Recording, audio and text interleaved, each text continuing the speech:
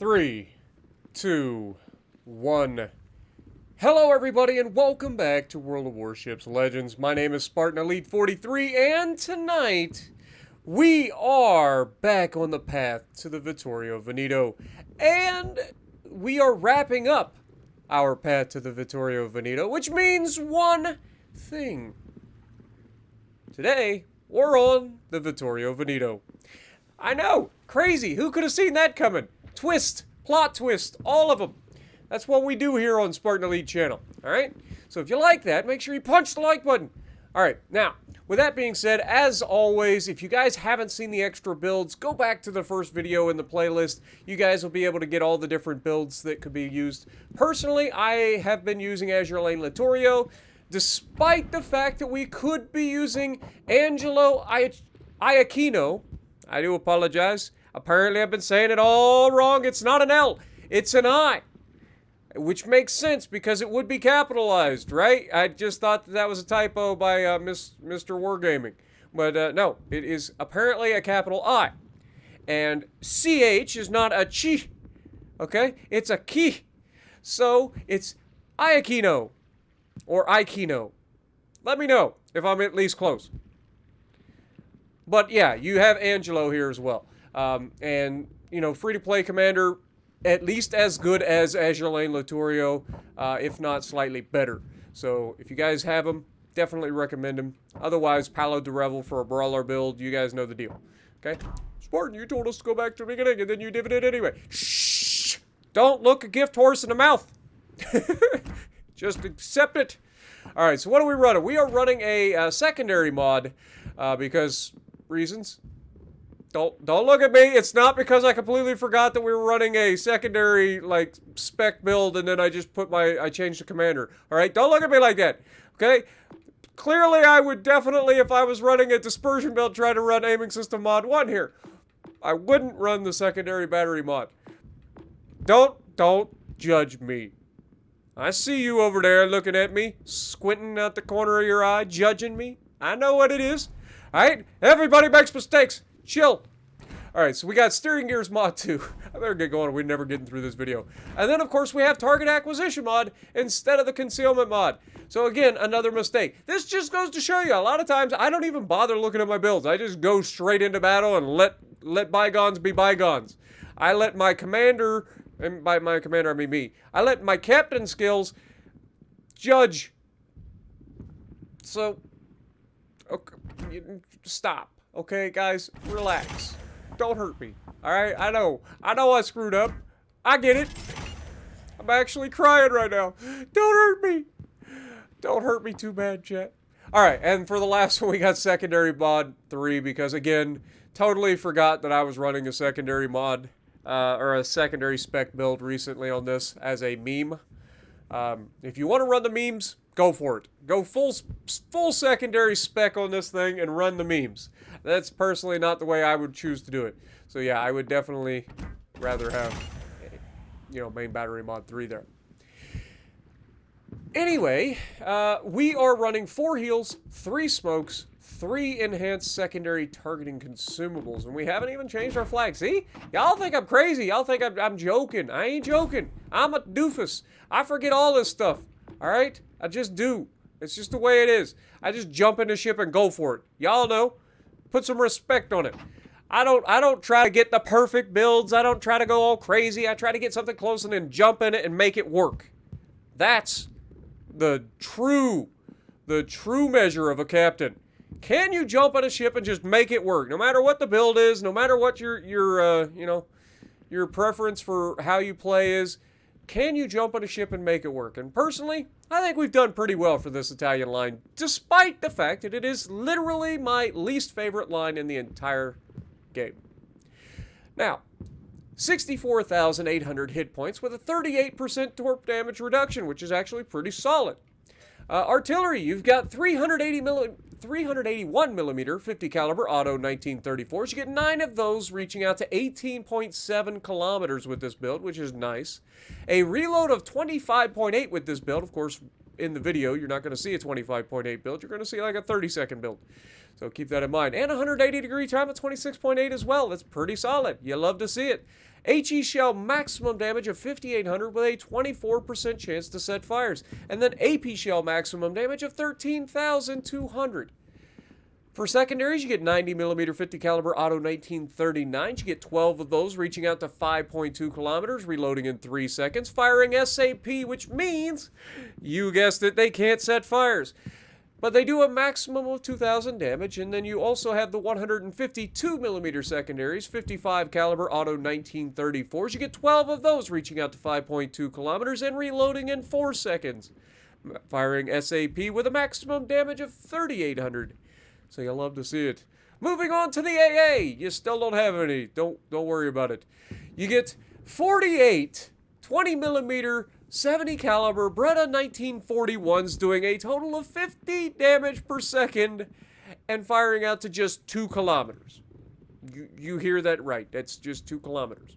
And then 37mm 54 caliber Beretta 1932s, you get 24 of those firing 139 damage per second, the bulk of your AA, and it only reaches out to 3.5 kilometers.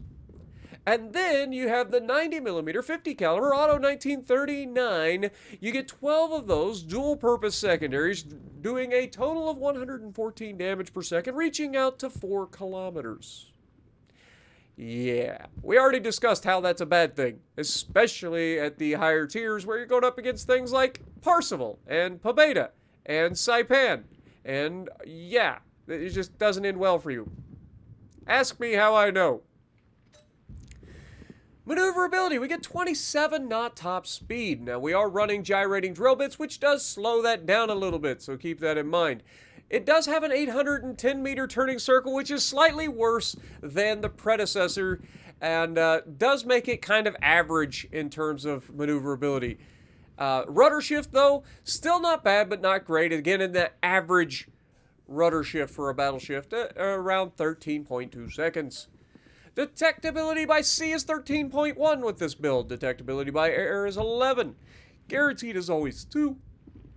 And detectability while firing in smoke is 13.9. That is, again, something that you have to keep and be aware of. 13.9 kilometers, guys. Remember that number if you're going to use your smoke generator to be sneaky in a battleship. Anything inside 13.9 kilometers and you fire your guns, you're going to be spotted regardless of being in your smoke. Okay? You heard it here first. Alright, so we've got a 32mm bow, no icebreaker to be had, meaning anything with 460mm guns and above. I say and above because there's a chance at some point we end up with super ships like Shikishima out here with like 520mm guns. But right now it's currently Yami and Musashi, the only ones currently capable of overmatching this bow. So keep that in mind. But other than that, that's basically all you got to worry about. Yami and Musashi. Keep that in mind. Everything else, solid. If you angle well against them, using your belt armor, even Yami Musashi ain't going through that side armor. You also do not have a turtleback armor scheme. Do you notice that there is a distinct lack of a turtleback? I know, but Spartan, what do you mean a turtleback? There's no turtleback? How do you know? Because there is no armor that overlaps the outside of the citadel like we saw previously. If you need a little bit of a refresher, let's just show you what a turtleback looks like, shall we? You see how those pieces of red armor slope down over the sides of the citadel? That is a turtleback armor scheme. So, Veneto does not have a turtleback armor scheme. But what does this mean, Spartan? I don't know. What it means is, you get caught broadside, this raised citadel becomes a problem real fast. And I'm not talking about against just battleships. I'm talking about any cruiser within 10 kilometers, or a heavy cruiser like, or a big cruiser like the Azuma, or something along those lines. If they catch you broadside, you're gonna know about it. Okay?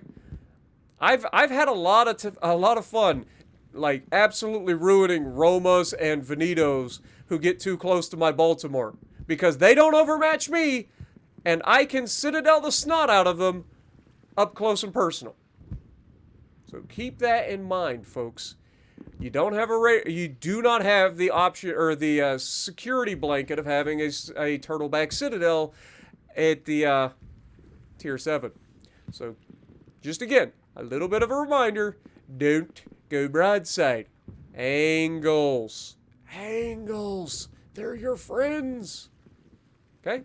Keep that in mind. Moving on. Agile. I know, agile. Above average ability to change direction. I would say it's exactly average. I wouldn't say it's above average. I would say it's exactly average for a battleship. Nimble aim, above average main battery traverse speed. Again, we talked about that. Very nice, especially with a decent rudder for a battleship. It's going to allow you to keep those guns on target more often, so you'll love to see it. Exhaust smoke generator. This is, again, the get out of jail free card that we talked about previously. These smokes are game changers for these things. I played them without the smoke. I will take the smoke every day of the week. You give me that chance, and just for the ability to pop up and ruin people. Like, you get people thinking they're all big and bad, and then you pop that smoke, and you're able to get a full broadside off on them, and you're able to turn away as you're getting that full broadside off. And by the time they shoot back at you, you're fully angled, and they can't do crap. It's a fantastic little trick. I'm not going to lie. It's a fantastic little trick. Been on the receiving end, been on the giving end. I prefer to be on the giving end. Veneto, a series of new generation Italian battleships. They stood out as having good anti-torpedo protection and at the time of their entry into service for being among the fastest battleships in the world. But not the fastest battleships in the world, because those are the Iowas. I know. Ask me. Alright, but there were 4 of them in the series, including Roma and Vittorio Veneto. And I believe Littorio as well, but I could be wrong. I don't know all of them, so I apologize. That being said, we have a new Christmas theme. Look at this. Look at this. I love the fjords. Y'all know this. And the lighting is decent enough that I can still manage, even though it's dark, I can still manage to do the thing. We got Santa City over there. You love to see it. Got some Ferris wheel action. Got a big old tree over there. You got the lighthouse is all decorated in candy striping. You got this giant bridge that I've never noticed in my life. Where did that come from? Is it like a model train going through there? Where did that bridge come from? It was not there previously. Also, I love the little boats next to us with the lights all up. I do like this port a lot, man. I'm not gonna lie. And if this is available like year-round, this might become a new staple. I know it's a Santa theme, it's a Christmas theme, but still, I kind of like it. Let me know what you guys think down in the comments below. Also, whose house is up there on the hill, all lit up, nice and warm? Not gonna lie, it looks warm and inviting. I wouldn't want to get up there though. How do you get up there?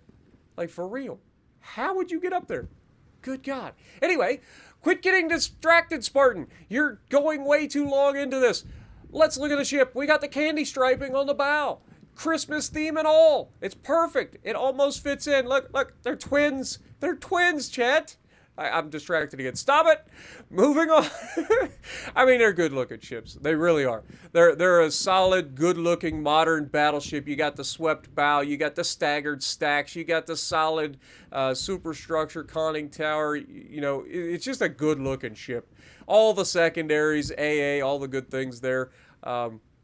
You got the catapult fighters at the back, not in the middle. That's how you know it's a modern ship, because everybody found out real quick if you put flammable stuff in the middle of the ship, it ends badly. So having the flammable stuff at the back of the ship, where it can be easily contained, much better for your survivability. Who'd have thunk it? Anyway, moving further along, you get to see the other side, and I like how the lighting is just as good on this side, because you got the whole, like, moonlight and stuff. I'm not gonna lie, this port is freaking fantastic. Where's my waterfall? Chat? My waterfall. They stole my waterfall in lieu of a bridge. I like the bridge, but where's my waterfall? I don't have a waterfall, chat. They stole it. They stole it from me. And on that bombshell, let's get to the gameplay. Alrighty, so you guys know I like to give you guys a bit of a double feature before we finish up the Path 2 series, and so we've got a slight double feature for you guys in the Vittorio Veneto. This first match is going to be one of those, the candle that burns the brightest burns out the fastest. I know the saying. It's like the candle that burns the brightest burns half as long. Something like that. Yeah, so basically that's what this video is going to be. Or at least this first match. The second match is going to be nothing short of epic in its own right, but this first one is going to be a summation of exactly what I was running into every single match. I swear to God, I have never had so many people YOLO me in my life. And this is coming from me, the guy that gets stream sniped all the time. I don't understand it. Whatever was going on the day that I recorded all these Italian battleship videos, I have been YOLO'd more than I have ever cared to be YOLO'd in my life.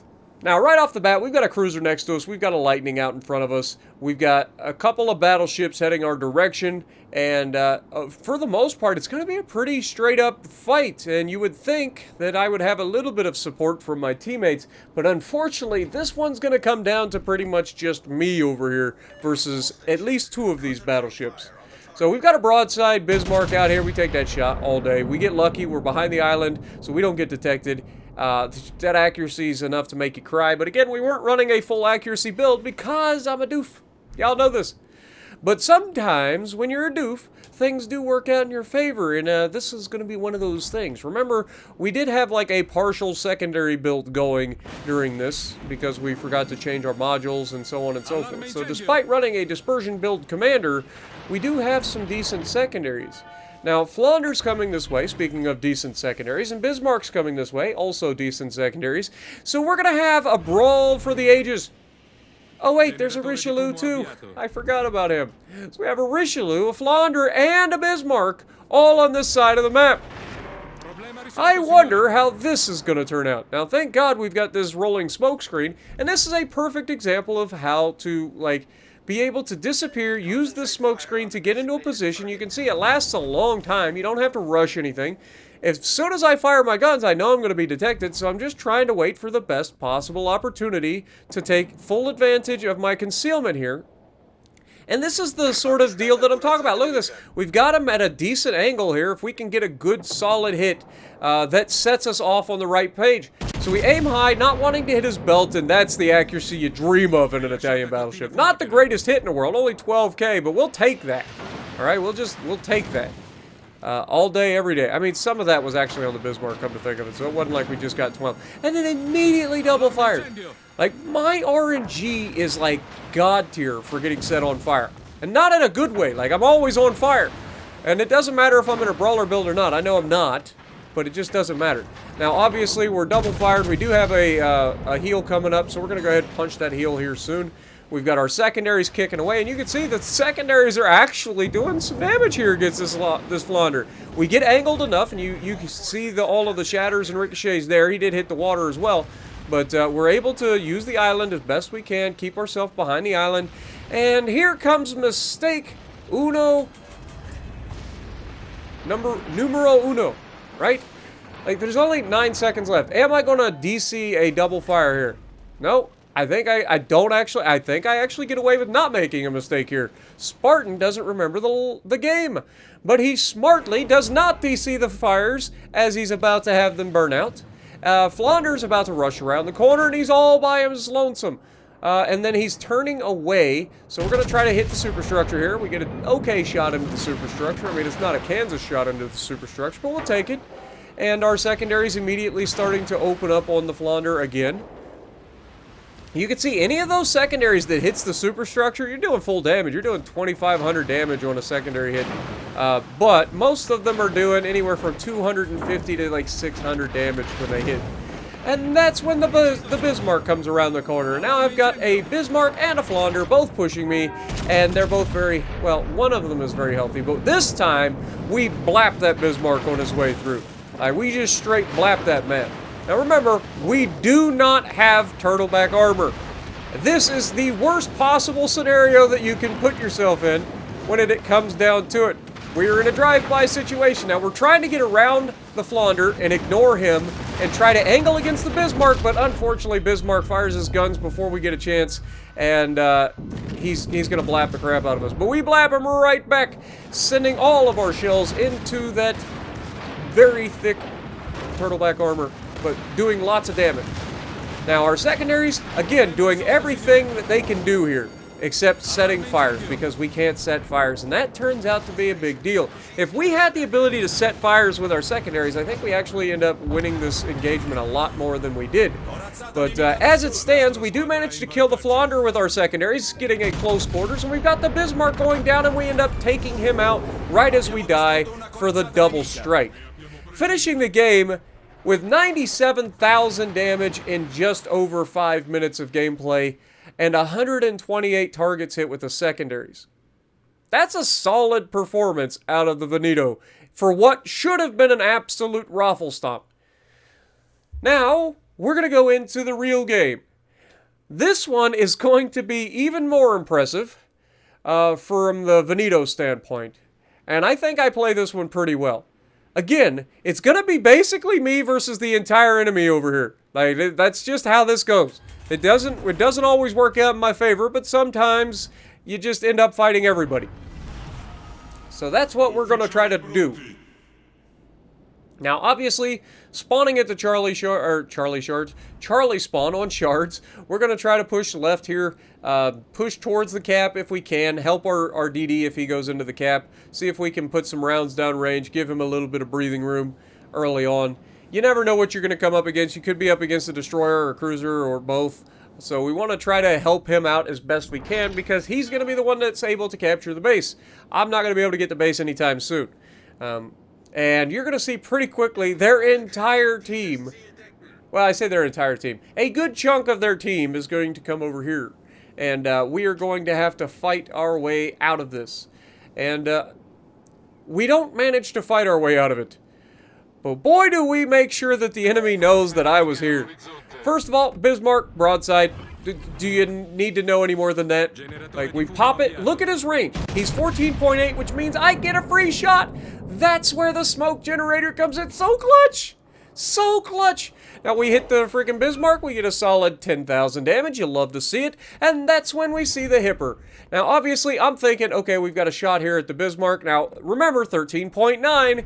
If he gets inside 13.9, he will spot us, and the other battleship is within 13.9, but that's when the Hipper decides to go full broadside and give us another amazing opportunity. Knowing full well we're going to get spotted here, we take that shot, and we are rewarded with an absolutely punishing hit on that Hipper. All his health belonged to me.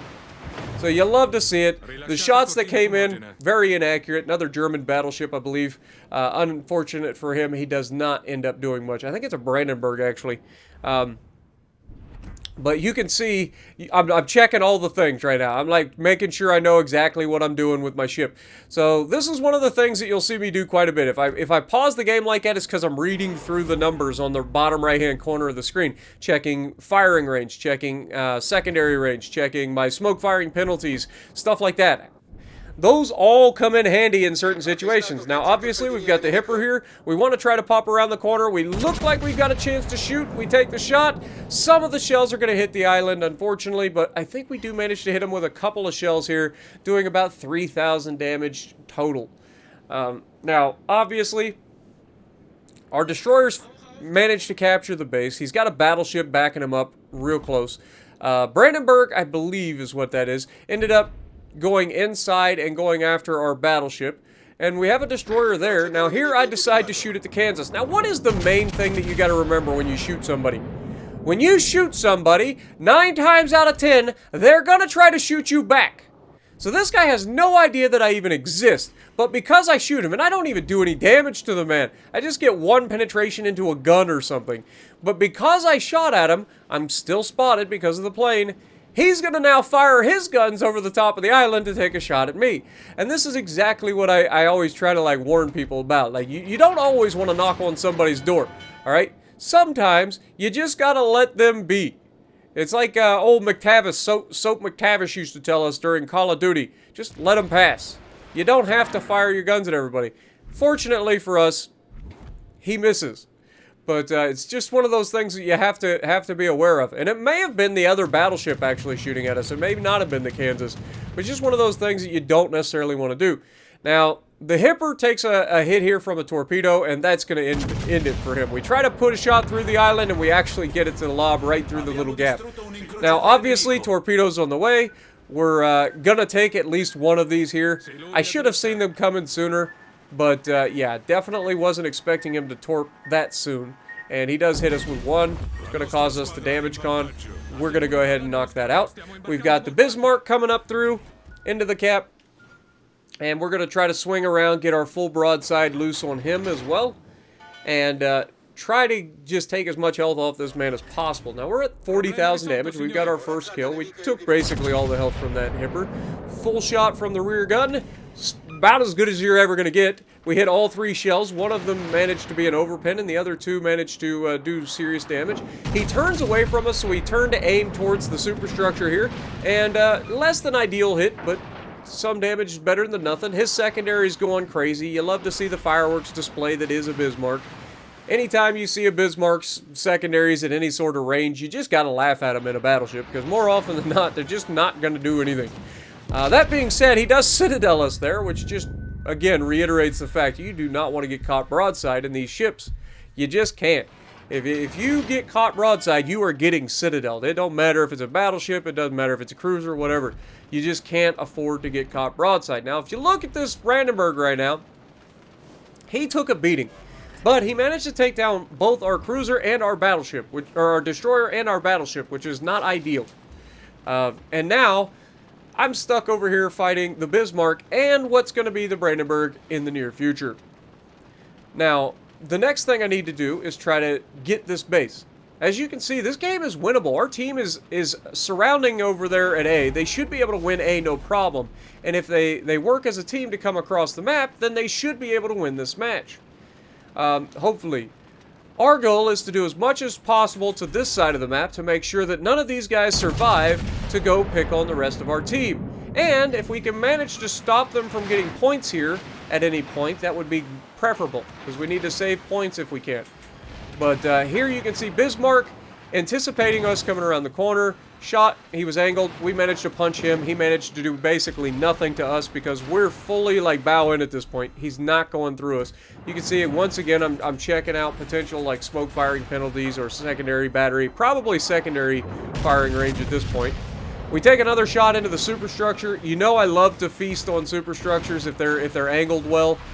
Any German or American battleships that you get into a fight like this where you're struggling to get any sort of like decent angle, go for the superstructure, man. Do not hesitate. Now here, I needed to pop this heel as quickly as possible, and the reason for that is you need to get the next heel ready as soon as possible. And the one thing that the Italians do have going for them is their heels do seem to come back relatively quickly. So you can see I do pop the heel, even though I should have popped it sooner. The Brandenburg has managed to pop a heel as well, so now he's relatively well done, and the Kansas is now shooting at us from center of the map. So we're in trouble here. We're on fire twice. I want to wait until I get to an area where I'm not going to be likely fired again. You can see both of their secondary boosters are doing their thing. Here we use our smoke to disengage. I know! It's crazy! Who could have seen that coming? But now we're going to fire our guns here, and you can see they do run into each other. One of the guns manages to hit the island, unfortunately, and the other one manages to get through, and we do a little bit of damage. They fire back at us. They don't do anything. We managed to get around the island, so we're no longer spotted. So that was a no harm, no foul, perfect opportunity to get a little bit of damage. And now, the biggest threat here is obviously the Brandenburg. He has torpedoes. We've got to be careful about that.